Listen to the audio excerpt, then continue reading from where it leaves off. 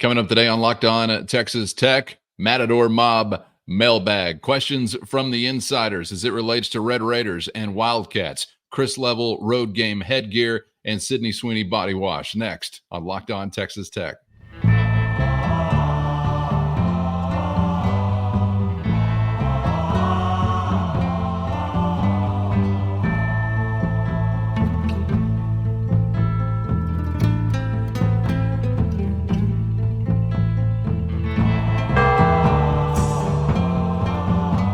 Great to be with you again on Locked On Texas Tech on the Locked On Podcast Network. Your team every day, always free and available on YouTube or anywhere you get podcasts. With the only Chris Level, I'm Casey Cowan. Great to be back with you for a little bonus time Matador Mob Mailbag edition. If you are not a member of the Matador Mob Insiders Group, become one today by checking out the link in the show notes. Try on a free 14-day trial. It is your direct line, one-on-one, texting back and forth with myself and Chris Level. If you are sick and twisted enough to want to do so, hop on in. The water is warm. And, of course, it's your way to get in a question for a Matador Mob mailbag. And we got quite a few to get to today, Chris, so let's get busy, off and rolling. 3, 2, 1.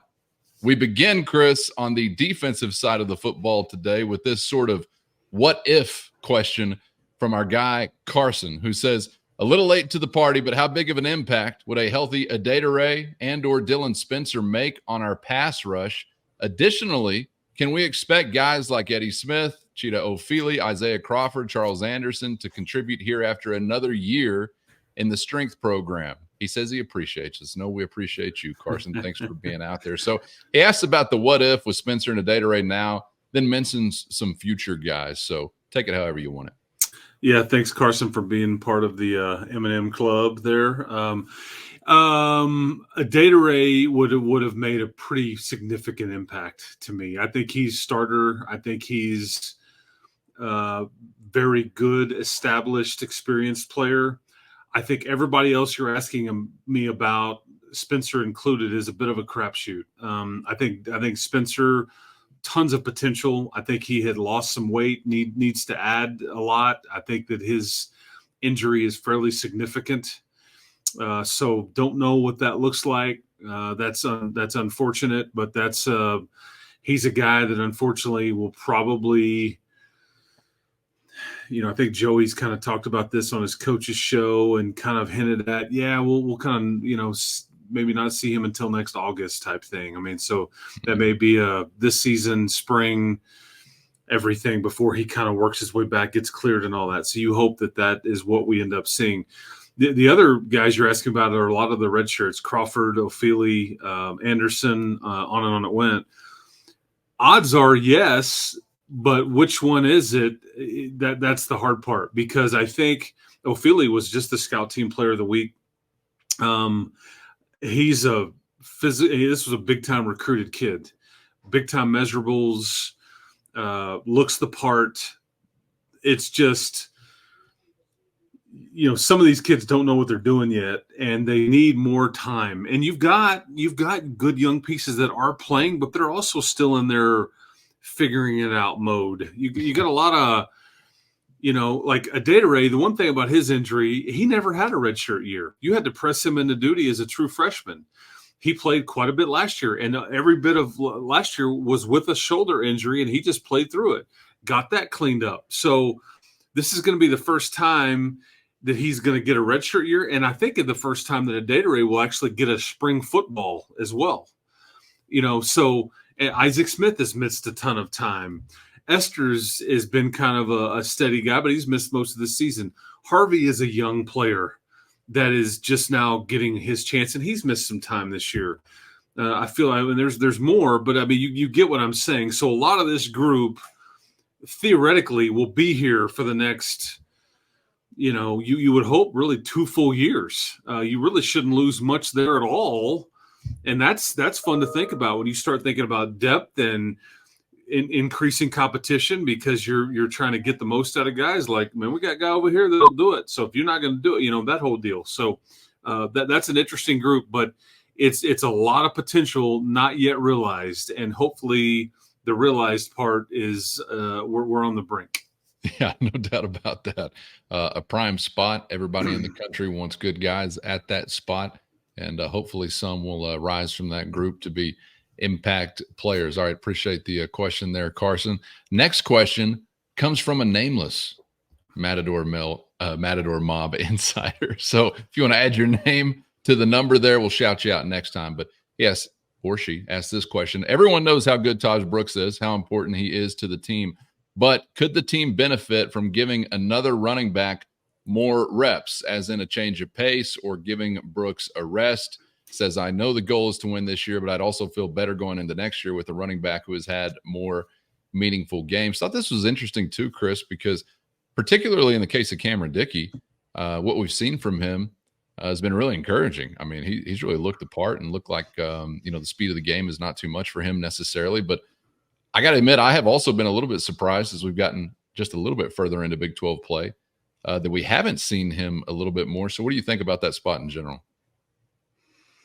Yes, the team would benefit from giving another running back reps, and you'd feel better about it next year. However, I'm trying to win right now, man.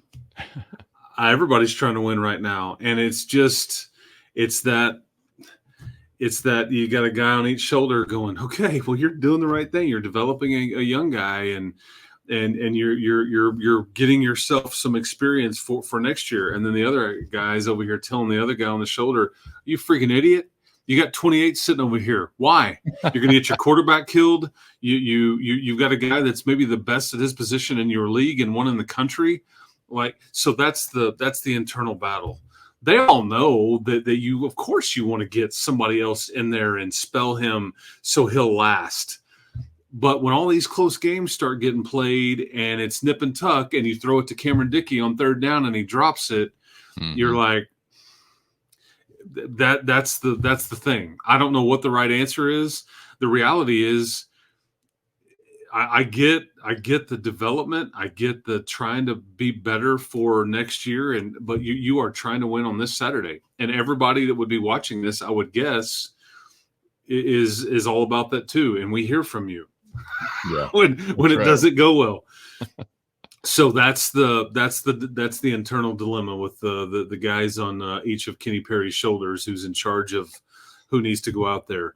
You love to have the best of both worlds, get way up, then bringing the young guy in and develop. But when you're in so many of these one-score games, boy, it's hard to do. And I feel like you're going to be in another one on Saturday night. Yeah, I didn't think about that drop. Kind of forgot about that sort of from Dickey in a situation. And also have not forgotten about the fact that Joey McGuire pointed out earlier this week on Monday, one play in particular that stood out to him regarding Taj Brooks, and that was when he stoned a linebacker in the hole as far as pass protection is concerned. On Coy Aiken's touchdown pass. Yeah, exactly. So you don't want to wind up in a spot where that's not being handled in the right way either. But at the same time, while so many people are like, where is Micah Hudson? I've been a little bit more like, where'd Cam Dickey go? Because we've already seen him in some game action do some things. But I think what you're saying there obviously makes sense. There's just no way to fill the shoes on every down in every situation of what Taj Brooks could potentially be doing for you if he was out there. And yeah, it would be a pretty quick trip to a conversation, I guess, if you happen to have him on the sideline and something didn't go well. The conversation would turn into why is 28 on the sideline. So and yet you cannot hand it to him 32 times every single Saturday. You can't do it. Because if you do that, I think you're going to look up. It's the law of diminishing returns. You're going to look up in early November, and he's just. I mean, I just don't know, because he's still got a lot more carries than the people that are leading rushers in the country, because that's just his style. He's not going to break away, and you wish he could, because it would save himself if he could break out in the open field and take it. That's less carries that he had to get to that point. But they know this. But it's just you have to do it the time you're having to do it. That's the game you're having to play, and these games are all going to be close, and so Yeah. There you go. All right. Appreciate that question. And here's one pertaining to the matchup coming up this weekend. This is from Scott, who asks, do we play a ball control game to help protect our defense? What do you think the chances of that are? First, today's episode brought to you by FanDuel. And NFL fans, you can start this season with a big return on FanDuel, America's #1 sports book. Say you're watching a game, you get hit with a hunch, an instinctual calling. Well, you can check out the latest stats, view live play-by-play, and so much more on the same page where you're going to place your bets to keep up with everything going down in real time as you submit that slip. And right now, FanDuel is going to get you started with $200 in bonus bets guaranteed when you place your first $5 bet. That's right, $200 in bonus bets guaranteed with only a $5 bet out the gate at FanDuel.com. This is from Scott, who asks, do we play a ball control game to help protect our defense? What do you think the chances of that are?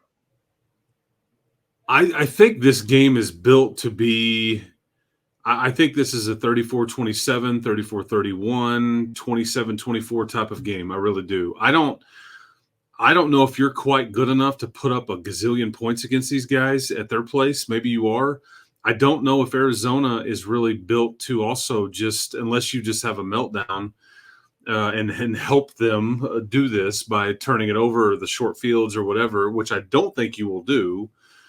I don't know if they're good enough on offense. And they got a new play caller, but they're just okay. They're really good at that receiver spot. We know that their tight end is actually a really good player. Running game has been, okay. I think they're averaging 150 on the ground, which is like, 80th in the country. The quarterback should not be able to burn you with his legs a ton via running the ball. Where he's going to burn you is he's just going to run around forever, and you're going to only be able to cover so long, and then he's going to find somebody, and it's going to be like Pat Mahomes. That kind of drive you crazy, those kinds of plays. But I don't know if you go in and intentionally play a ball control. I do think that tempo may hurt Arizona's defense a bit. I think where they lack some depth is where and so I think maybe if you can get them tired or go a bit faster paced, on occasion, kind of sprinkle that in. But yeah, I think you'll be very smart with how you use your punter in the fourth downs. And Joey's basically telling you, we've reined that in. We're gonna operate differently now. Like, one, because you're 3 of 10 on fourth down, and 2, you're trying to help your defense, and 3, you just have to get a feel for things. Now, maybe you're a little bit more aggressive now that you got Taj, but heck, last week you hand it to number 28 and he runs the wrong way. I mean, Joey called him out on it. Like we I love him. I'm never going to call him out. However, this one time, we called outside and he bumped it inside. Yeah. That's your best guy. So you factor all that in, and I think you may see Mr. Burgess, the crocodile punter, out there, a bit more. But I think you just kind of see what you're getting into. But I bet you get into more of a ball control scenario than you do shootout, but we'll see. Okay. We'll see what we get. And even if it's not necessarily ball control, maybe it's just a little bit more field position conscientious approach than what you've seen in some previous weeks. Yep. All right, Scott, thanks for that question. The South Lake weed guy, not sure what variety of weed, but I'm intrigued. Says, did y'all see the new Sydney Sweeney body wash ads? Chris, I'll let you answer this one first. She is a wonderful American. I have not seen said ads. She has. Yeah, I mean, but all out that there for a second. I think I'm sorry. No, it was awkward pause. I agree. She is a wonderful American. I know that there are multiple reasons to like her. I didn't know that body wash was one of them. Have not seen the ad. Come on, act like a real man and just wash your whole body with shampoo. She's kind of like the younger version of like Kate Upton, kind of thing, kind of vibe going, right? Like all American, similar things going on. Yeah, it's kind of like the more modern day, I don't know. But kind of droopy eyes, though. I'm wondering if she's getting enough sleep at night. I don't know what she's staying up doing. But nonetheless, hit us with a link. Love to see the ad. Always looking for a new body wash. Sure. Thanks for that question. Ryan asks this question. Can anything be done to improve our defensive line play this season? Chris, we've talked about this a lot this week, and it kind of seems like it's boiled down to more like you're going to have to figure out a way to bring additional pressure, or maybe get creative. What do you think? Yeah, I want to see what it looks like whenever Esters and Dyson and they're in the mix and they're there for a while. So you can like, okay, now we've got our people and they've been in the mix, they've practiced, and now we've got our and then when we can judge it just a bit. I think you're seeing some flashes from Quincy, Duda Banks, and DB Carroll. I think Cofield has been a nice story. I think your edge guys have been a bit inconsistent, but some of that has just been because of injury and who's been there and who's not. Hopefully Esther's now kind of broke the seal in his season. Now he's maybe more in the mix because you just need all these pieces. Isaac will keep getting better. Amir will keep getting better, and on it goes. They'll get better as it goes. The scary thing though is Fafita, Hoover, Sanders, Becht. You've got some dudes that you're still on the schedule, and in some of these cases, these are road environments. 3 of the 4 of those guys are actually road environments, and you're going to have to figure that out. And I do think that Tim will continue to be opportunistic or creative. You just have to understand when you are, and you send a field pressure against North Texas, you send a field pressure against what was it, Arizona State. 65 yards later, this is the gamble that you're taking. So it's like, why are we not blitzing more? Why are we not being more aggressive? Well, there's if they guess right, you got to be willing to live the consequences. Like playing blackjack in Vegas. Like, oh, you gotta, So as long as you're willing to live with the risks, but and they may be more of an outfit where they just say, you know what, screw it, let's just play the drop 8 deal. Let's keep everything in front. Let's just tackle really well and go that route. And that may be, you may see some of that Saturday night for all we know, because these would be some difficult, this matchups are going to be a problem here with Tedderoa McMillan specifically. Yeah, no doubt. And got hit for another home run hitter on a screen last week, I think, against Cincinnati, if I'm not mistaken. Well, that too. Yeah, great call. So and that wasn't a field pressure. That was just like you just kind of blown assignment or missed tackle. Yeah. It was a great call and something that's happened a few times for Texas against Texas Tech. So wouldn't be surprised if maybe we see that tried again this week. All right. Go ahead. I wish the opposition would blow something and you could take advantage. Like your offense could run 60 or 75 yards. Is that allowed? Yeah. We don't see it often enough. I'm sign up for that. Appreciate that question. This one from Cameron. Are there any major weaknesses you see that Arizona's defense has that could possibly be exploited if the game were to turn into a shootout? Shootout or not, Chris, where do you think there is maybe a chink in the armor for Arizona defensively to exploit? They play really hard. I think that's what makes everybody a bit nervous. If they play as hard as they did in Salt Lake, that's going to be – that's the thing that maybe makes me nervous the most because, like, all you heard from the Utah folks, mind you, how physical Arizona was up front. That makes me, let's be completely honest, that makes me nervous for some of the questions you had with your offensive line. You're going to have to match it. Your tight ends are going to have to be involved. And you're going to have to establish some level of run game. I don't think they're particularly otherworldly in the secondary. I think even Tacario Davis, as good as he is, he's given up some plays. Maybe he gambles too much. Maybe he gets handsy and gets called for PIs and some things like that. He is very good. He's very long, as we heard Coach Brennan say. And all that, but he's not perfect. And I do think you've got some long. I think you need to get real physical with him. But you'll be able to. There's plenty of guys you can use to exploit some of their weaknesses on the back end.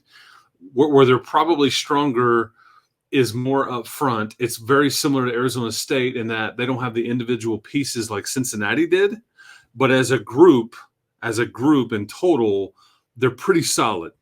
And you'll find out soon enough how hard they're playing, or are they fat and happy from the week and everybody patted them on the back about what an unbelievable win they had. That's kind of the dynamic, and you don't really know that until you show up. But on paper, other than Davis at corner, there's not. And Manu, I think is how you say it. He's a very good linebacker. I think they'll run themselves out of some plays, but you got to be good enough to exploit it. So no, it's just a game where you can go get yours if you'll just stay within yourself and you don't put it on the turf, man, and you don't throw it to them.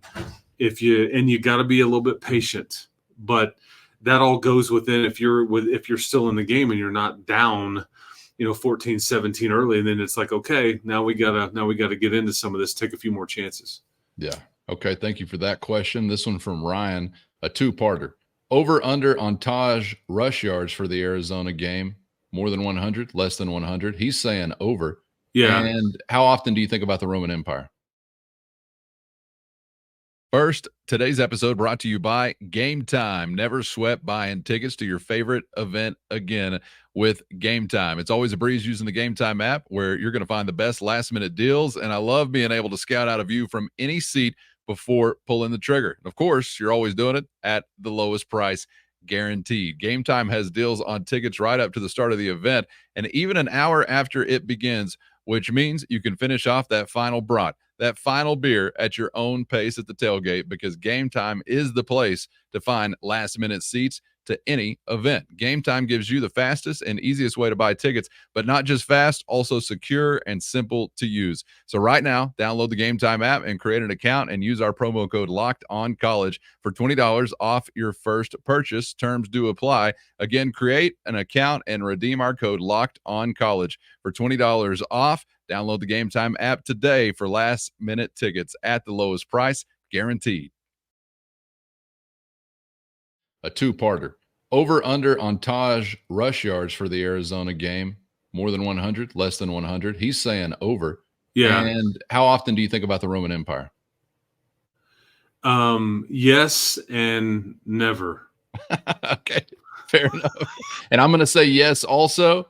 And I think about it every time I read my Bible, which should probably be more often. So not as much as I should have. Although I did get into a Lex Friedman 3.5-hour Roman history podcast 3 days ago. So it's been on my mind recently, but probably not as much as I should have. We're both going 100 plus for Taj though. Okay. Yeah. I just don't think I'm bad with, I was at a Bible study Thursday morning, and that's just not stuff that I'm very shallow individual, as most would know. You know this about me, Calvin. I mean, I deal with sports. I deal with sports, and then there's the sports that I deal with. And so that's I need to broaden my horizons and be more cultured and everything like that. I think back on the Taj thing, I will say this: he's like McMillan. He's getting his. That's just what I think. I think he's gonna have enough chances, assuming he's healthy and it's schemed up enough. I just don't think that you're gonna just absolutely stop him. Their goal is to limit and everything. And then just like you're saying with McMillan, he's gonna get his. Tackle him after he catches it. Don't give up the big one. Don't let him break loose. But he's gonna get his. He's just that good. And I think you've got a guy that is that good. So, and there may come a time where you show up and he ends up with only 58 yards on a Saturday afternoon, and that may be the deal. But I think right now, with what you've kind of found and the way it's being schemed up, and Taj is feeling it, I think your odds are that he's going to go over 100, and you hope by a lot more. Since you mentioned McMillan, this question from Jason. What do you think Tech's kind of central strategy will be to defeat Arizona? Is it all about double teaming McMillan, creating a pass rush any way possible? Are you just looking to get tall linemen to raise their arms and block a 5'10" quarterback, is what he says? Is there one thing you can kind of identify that you feel like would be a central strategy? No. the best, more points. the best is a healthy Braylon Lux, and I'll take my chances. That's the best. Okay. Like that. Because Braylon won't be intimidated. The thing about Braylon is he doesn't have all world measurables, but he thinks he's very confident, and he is tough. And he doesn't lack for confidence, and he's not going to be bothered by giving up a catch or things like that. He will compete, and that's what I would love. it's just a lot to ask Mohorn or Macho Stevenson if that's what you're rolling with. I mean, think about it, Cowan. Mohorn, brand new starter. Macho was fourth string coming into the year. Hey, dude, go cover the best whiteout in the country. Good luck. Ready, break. Yeah. But it's unrealistic to like double team. You can roll a safety over the top, but even then, that safety, his sole responsibility can't be that wideout. There's other things. They've got other guys that can burn you too. Their tight end's really good. When Fafita rolled to the right last week and he threw a 40-yard strike in the end zone, that wasn't Fafita catching that. So there's some other skill players that are more than capable. And it sounds good. Like, let's just use two for their one. I mean, he's good, but he's not that good to where you just have to just break down your defensive principles. But here's where the scheme comes in. And I don't really know how you utilize this. But when the play breaks down and Fafita is scrambling, that's where attention must be to find McMillan. He's got 38 more targets than the next closest guy. And when typically that's where he's going whenever it breaks down. This is Mahomes to Jakeem. This is this was Harold to Crabtree. It's like you just kind of knew when it went down or when all hell broke loose. I'm going to him because I trust. I think you're seeing that with Barron and Josh Kelly and Coy Aiken. Typically that's where, and so you got to find him on those plays. That's where, but you don't know that until you get into the play. But that's where it's going to drive you crazy, is when you feel like you've got it covered. He's going to scramble, and then damn. Yeah. That's right. That's where it's going to be maddening to you, and you're going to pull your hair out. That's where you have to roll the dice on, okay, do I blitz? And then do we overrun the blitz? Can we be disciplined with our blitz? I mean, that, and I'm taking one out of the back end that could be covering this big kid. So yeah. Like I said yesterday, congratulations. You've collapsed the pocket, got him out of there, and now it gets even more difficult. So what do you do then? All right. Thanks for that question. I'm going to combine these two questions because they're similar, from Jarrett and Alex. Alex asks, what does Barron need to do in Tucson to secure a win? Jarrett asks, what do you need to see from Morton on Saturday to put him in the top tier of Big 12 QBs? For my money's worth, he is knocking on the door of that category already. But what do you want to see from number 2 on Saturday night to see the team have success? This is going to be a simple one. Win and be part of or the main reason why you did win. The end. Fair enough. Yeah, like winning is one thing, but you could maybe figure out a way to win this game and he not play particularly well. It's really just he's going to have to make some throws on at some crucial times, and his guys are going to have to help him with not dropping it. Yeah. He's got to take care of it again. And because he comes into this thing with a 7-to-1 touchdown interception ratio, but if you win, you're going to make some noise around the league. People are going to see, like, they went up to Utah and then they just got beat at home. But road wins are what gets people attention. Yep. That's just all there is to it. And you've got 3 of the next 4 on the road, and your quarterback is typically one of the bigger reasons why you either go win or don't win on the road. Or in general, in a lot of cases when the games are close. So, I mean, how good did Sorsby play last week? Phenomenal. However, there's one throw he loved to have back. How much do you lose by? Yep. I mean, that's kind of where you're at. So win and be the reason why you did win, or part of it. And I think that he's talked about differently, just like your team will be. Yeah. And add to it what you just mentioned there about Sorsby. Only throw it to the guys with Texas Tech on their shirts. Keep it that way, and you're probably gonna have a good chance to have success. Jared did also ask, what are your veteran tips to be able to stay up and watch the whole game? I don't remember one really like this, a 10 o'clocker. I'm considering electroshock therapy. How about you, Chris? Now, do you remember, this was a home game, but do you remember there was an A&M game years ago that kicked off at 9, and I think we were doing a post-game press conference like at 12:40 at night, and I'm like, damn, it's Sunday. Right. I mean, I should practice what I preach here, but my body won't and my brain won't cooperate with me.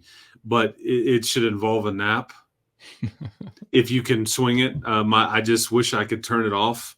at 3:00 on Saturday, and I'd probably be better for it if I could, and scientifically they'll tell you either need to sleep like 90 minutes or like it's like less than 30, but anything between like 90 and 30 is bad.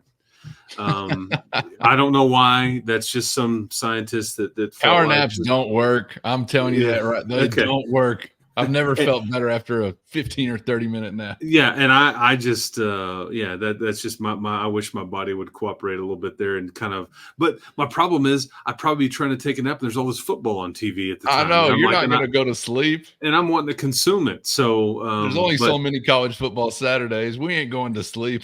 And my last one would be make you a little coffee, okay, a late one, but pour some Baileys in there and enjoy that as you're watching the second half. Here we go. Yeah, so you kind of got a little sauce to kind of counteract the caffeine, and it'll kind of keep you up, but also kind of maybe ease you down the sauce part. I mean, as you when the game does end at like 1:30 a.m. Central. That's good advice. Yeah. So there you go. Hey, and if the Red Raiders are winning, we're going to be wanting to party, I think, still at 1:30, at least speaking personally. We're going to be feeling good into the late night. This question from Ed. Through several coaching staffs, Tech's defense has been vulnerable to passes over the middle. Is that a scheme issue, or are our opponents simply more talented? What do you think? If I could answer this with an emoji, I think I'd give you the palms up emoji. Hell, okay. I don't know, man. But it's frustrating. Yeah. I think this particular year, I would point to youth. I'll tell you that in most years, because this pass rush problem has been a significant problem the fact that, like McKenna Dixon, Brandon Sharp, Tyree Wilson, Daniel Howard.